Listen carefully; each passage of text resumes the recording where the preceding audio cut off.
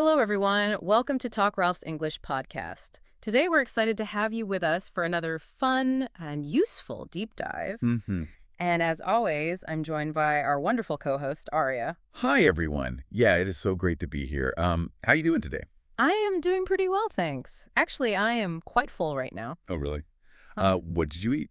Well, I had a massive slice of pizza for lunch, like a really big one. Haha, nice. I am a bit jealous. Yeah, it was great. But it actually perfectly sets up our topic for today. Oh, how so? Well, imagine this. You are sitting on your couch, totally full because you just had that big pizza. Right.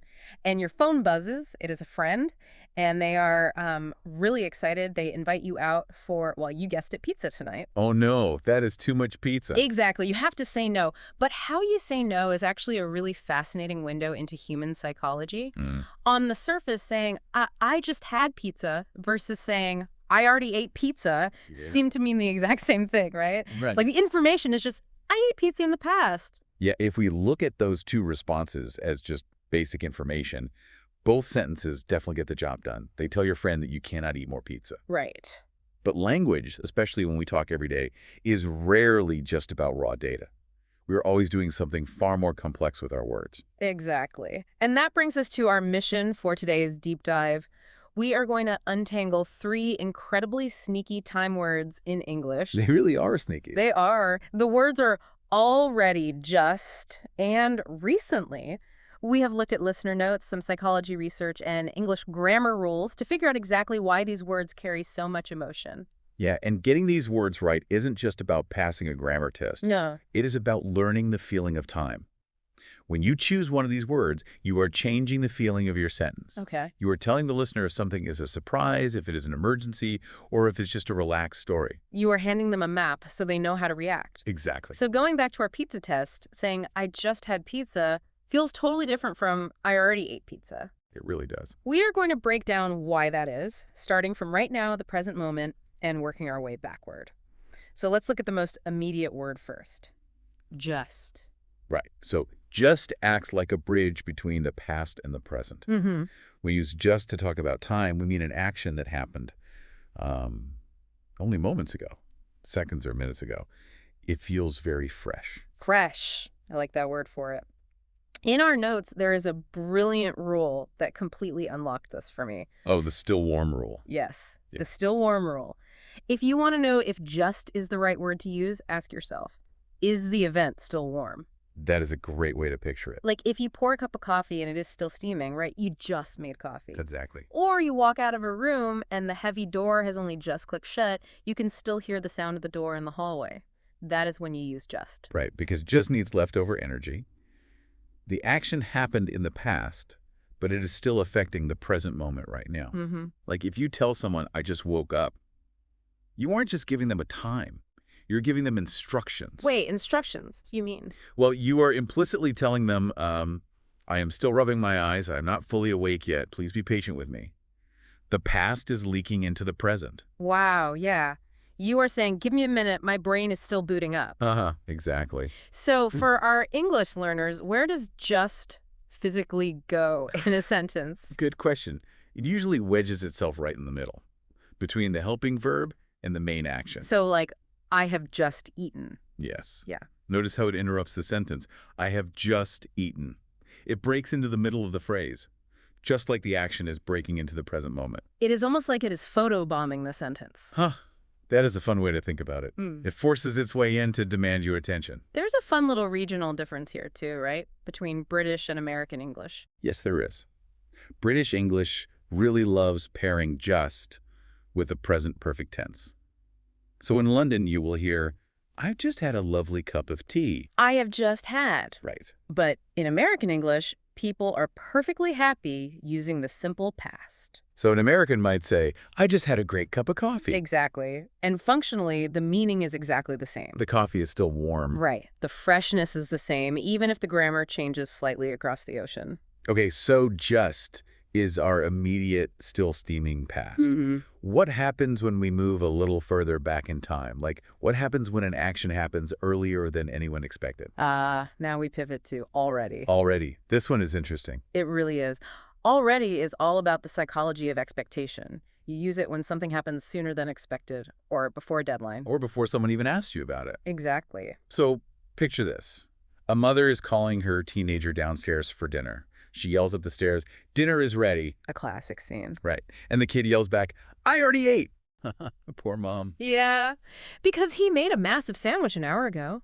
The mother had a very clear expectation, right? She expected that her son was hungry and waiting to eat with the family. Yes. And the word already completely shatters that expected timeline. It subverts it. Exactly. While just is about being close to right now already, is entirely about sequence. It is about an action happening before you thought it would. You know, reading through our notes, it is wild how passive-aggressive this word can be. Oh, absolutely. Because it goes against what people expect. Right. It has this distinct, you're a bit late to the party energy. Yeah, it claims a sort of power. You feel like you won. Right. Imagine your boss reminds you to send a weekly report, and you say, I've already sent it. Oh, yeah. There is a very thin line between being a good, fast employee and saying, I am way ahead of you, please stop micromanaging me. Yes. You are proving that you beat the clock. Uh-huh, exactly. Mastering these words is so important in professional environments because already shows that you are faster than the other person's suggestion. It puts you in a strong position. You were proactive. Exactly. Now, structurally, it works a lot like just, right? It drops right into the middle of the sentence. I have already finished. Yes, the grammar is very similar. But it gets really interesting when you put already into a question. Oh, tell me more about that. Well, forming it as a question changes the whole dynamic. If you ask, have you already finished? You are injecting a huge sense of surprise into the sentence. Or even amazement. Right, because you are actively questioning the unexpected timeline. Think about the difference in meaning. If you ask a coworker, have you finished? You are just asking for basic information. Just a yes or no question. But if you ask, have you already finished? You're basically saying, wow, that was incredibly fast. I did not expect you to be done so soon. Yeah, that single word totally transforms a boring question into a vocal expression of shock. It is powerful. Okay, let's keep moving backward in time. We have our third word. We talked about the urgency of just. We unpacked the surprise and maybe slight smugness of already. Yeah. How do we talk about things that happen in a wider, less specific time? It is time for recently. Recently is definitely the most relaxed and flexible word of the three. Relaxed. I like that. Yeah, it basically means not long ago. But not long ago is very subjective. Depending on the context, recently could mean yesterday or last week. Or even last month. Exactly. It gives the listener room to breathe. So if just is like breaking news on the TV recently, is a calm conversational story you tell at a dinner party. That is a perfect comparison. You wouldn't look at a friend at a party and say, I just read a brilliant book. Well, not unless I literally closed the book 5 seconds ago and I am still crying over the ending. Haha, right. The book is still warm. But usually you would say, I recently read a brilliant book. Because it removes the urgency. Yes. It signals to the listener, this is good information from my past, but there is no rush. The exact time does not matter. It is very neutral. Okay, wait, hang on. What is it? You say recently removes urgency and makes things relaxed. Mm-hmm. But if I wake up and get an email from my bank and it says, we recently noticed unusual activity on your account, Oh, no. that absolutely terrifies me. There is zero relaxed dinner party energy there. My heart rate spikes immediately. What is happening in that situation? Uh-huh. That is a great catch. And it really highlights the difference between the meaning of a word and the context it is used in. Right. In the case of the bank email, your anxiety comes entirely from the stakes of the event. It is your money. Yeah, true. The word recently is still doing its job. It is providing a vague sense of time. The bank isn't saying the hacker is inside your account this very second. Right. If they said, we just noticed unusual activity, I would probably throw my phone across the room. Exactly. Just would mean it is happening right now. They're using recently to say it happened in the near past. The word is relaxed, but the event itself is what scares you. That distinction makes perfect sense. The word is the frame, and the event is the picture inside it. That is a beautiful way to say it. Thank you. And speaking of frames, recently sits differently in the sentence, too, right? Yes, it does. It doesn't wedge itself into the middle of the verb like just and already do. Where's it go? Recently prefers the outer edges of a thought. It usually goes at the beginning or the end of a sentence. So I would say, recently I moved to a new city. Yes. Or, I moved to a new city recently. Ah, I see. It frames the whole sentence instead of interrupting the action. This grammar actually matches its psychological function perfectly. It is a broad frame for a period of time, not an urgent interruption. The theory is really solid, but to really cement how this works for you listening at home, let's look at some real-life examples. Side-by-side comparisons are the best way to see the differences. Let's run all three words through the exact same scenario and watch how the feeling shifts. Okay, I'm ready. Scenario 1. Think about going to the movies. You walk out of a cinema after seeing a massive new blockbuster. You step outside. If you say, I just watched that film, what is the reality? The reality is immediate. The credits just finished rolling. You probably still have half-eaten popcorn in your hand. Your eyes are adjusting to the sunlight. Exactly. The experience is incredibly fresh. The projector is still warm. Okay, now imagine a different day. A friend sends you a text message. Hey, do you want to go see that new sci-fi film this weekend? And you reply, I've already watched it. In this case, you are stating that the action happened before their invitation. You beat them to the punch. Right. You are going against their expectation that you would be available to see it with them. Okay, final one. You are at work on a Tuesday. You are getting coffee. You say to a coworker, I recently watched that film. This is just a conversational offer. You saw it last weekend or maybe 2 weeks ago. The exact day doesn't matter. No, not at all. You are simply bringing up a shared topic in a very relaxed way. That makes total sense for a movie. But what about something physical, like cooking? Oh, good example. Let's say I walk into my kitchen and there is a beautiful pot of pasta. If I say, I just made pasta. The pot is quite literally still on the stove. The steam is rising. The smell of garlic is heavy in the air. It is an unavoidable reality. Yes, very fresh. But if someone walks into the kitchen and asks, what should we do for dinner tonight? Should we order Thai food? And I reply, I've already made pasta. Then the task is done and dusted before they even had to worry about it. You solved the problem of dinner early. And what if we are out for a walk days later and I say, I recently made a great pasta? That is pure reflection. You are likely just sharing a recipe or a memory. It is a closed chapter, not an active kitchen situation. And it really changes everything. Let's push this even further. Right. What happens when our livelihood is on the line? Job hunting. Ooh, high stakes. Very high stress. How you communicate time here can radically affect how ambitious or desperate you appear to other people. Very true. Let's start with just. I have just applied for that job. You can almost feel the physical adrenaline in that sentence.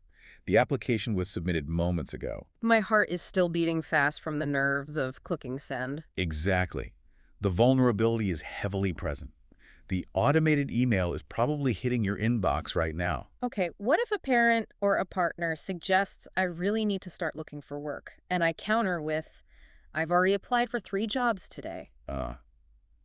This is about proving your hustle. Right. You use already to demonstrate that your ambition outpaced their concern. You are showing that you are proactive. I am heading off their anxiety by proving I beat them to the solution. It is almost like a defensive shield. Don't worry, I'm already on it. Exactly. And finally, recently. I recently applied for a job. Much lower stakes. You're casually sharing a life update over coffee. So it happened maybe a week ago. Right. The anxiety of hitting submit has faded, and you are just waiting to hear back. The urgency is gone. It is incredible how the exact same action applying for a job takes on 3 entirely different emotional landscapes based on a single word. It really is. And because these lines are so subtle, it is incredibly easy to cross them by accident, especially for our English learners. Yes, definitely. Let's look at some common pitfalls. Where do people tend to break the rules we have just talked about? Well, the most glaring mistake, and it is one that sounds immediately unnatural to native speakers, is combining already with a highly specific, very short time frame. Give me an example. For example, saying, I already woke up 5 minutes ago. Oh, yeah, that feels like a clash of 2 different concepts. It is. 5 minutes ago dictates that the event is fresh, which demands the word just. Right, because it is still warm. But already is trying to establish a surprise or subverted expectation. The 2 concepts fight each other in the listener's brain. So what should they say instead? You should simply say, I just woke up 5 minutes ago. That perfectly aligns the freshness of the timeline with the right word. That makes a lot of sense. Mistake number 2 is almost the exact opposite of that. Oh. It is using recently for the immediate past. Like someone might say, I recently got off the phone with him when they actually hung up 30 seconds ago. Ah, yes. This mistake drains the sentence of its necessary energy. Right, because if you hung up 30 seconds ago, that phone call is still warm. It demands just. Saying recently makes it sound like a distant memory. Ah, It confuses the listener, especially if you then launch into a frantic, urgent story about the phone call. you set them up for a relaxed story and then deliver a frantic one. You are misleading them about the emotional stakes. Exactly. And the third mistake brings us back to tone, specifically in formal settings. Like at work. Yes, using just in formal writing is a massive red flag. Really? Tell me why. Let's say you are writing a cover letter for a job or updating your resume. You do not want to write, I just finished my university degree. Huh. It sounds like you are still wearing your graduation cap while typing the email. You sound out of breath. Exactly. It feels far too casual and eager. In formal writing, recently is the absolute gold standard. I recently completed my university degree. Yes, that maintains a professional distance. It provides that dignified breathing room we talked about. It shows maturity, whereas just shows raw proximity. To tie all of these threads together, there is a great little summary story in our notes. Let's hear it. Imagine you decide you want to get in shape. You walk into a new gym, hand over your credit card, and sign the paper. You have just joined the gym. It is fresh and immediate. The ink is still wet on the contract. Exactly. Now, looking back on it a few months later, you casually tell your coworkers in the break room, I recently joined a gym. A relaxed, broad framing of a lifestyle change. But the twist comes when you are talking to a close friend about your new fitness journey, and you find out they have already been going to that exact gym for 3 months. Your friend was there sooner than you expected. They beat you to the punch. It is the perfect summary, just for the immediate and fresh, already for the unexpectedly early, and recently for the relaxed, wider past. We covered a lot of ground today. We really did. But there's one final piece of this puzzle that I want you, the listener, to think about on your own. Ooh, what is it? Think about how digital communication is changing. We have typing bubbles and read receipts now. Oh, yeah, those little notifications that tell you exactly when someone saw your message. Right. They give us exact, unavoidable timestamps. Will words like just and already become completely obsolete? I mean, if your friend can see that you read their message at exactly 6:02 p.m., you don't need to tell them you just saw it. The technology tells them for you. Exactly. Or, conversely, will we start using these words purely for emotional manipulation? Wait, how so? Well, since the raw data is handled by the app, choosing to type out, I already sent that, becomes a deliberate passive-aggressive choice. Oh, wow. It strips away the practical use and leaves nothing but the emotion. Exactly. It all comes back to the pizza. Uh-huh.